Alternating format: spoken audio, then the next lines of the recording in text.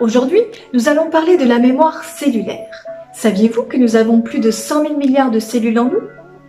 Après une séance de sonothérapie, nos cellules entrent en vibration, donc elles se réveillent. On parlera alors de la mémoire cellulaire. Qu'est-ce que c'est? La mémoire cellulaire est comparable à une carte mémoire dans laquelle nous avons enregistré des milliers d'informations. Traumatismes, moments heureux, expériences, émotions. Il y a deux cas de figure dans ces données. Les mémoires positives, qui serviront à nourrir vos pensées positives et votre bien-être au quotidien. Puis les mémoires négatives, qui vibreront de façon défaillante, car elles n'ont jamais été traitées.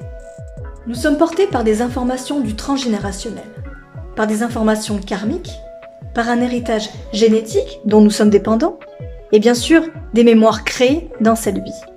Le tout est d'avoir conscience de ce que nous portons pour pouvoir proposer un changement. D'aimer ce que nous sommes, accepter ce que nous sommes et être libre de ce que nous ne voulons plus. Les mémoires cellulaires sont comme des milliards de petits bonhommes qui se baladent en nous. Prenons l'exemple d'un enfant qui se réveille en pleine nuit parce qu'il a fait un cauchemar. Il pleure et vous réclame, mais vous ne venez pas. Il insiste et pleure des heures durant, mais vous ne venez toujours pas. Il continue sans savoir quoi faire de sa peine. Il aura alors en lui une mémoire négative, une perte de confiance par exemple.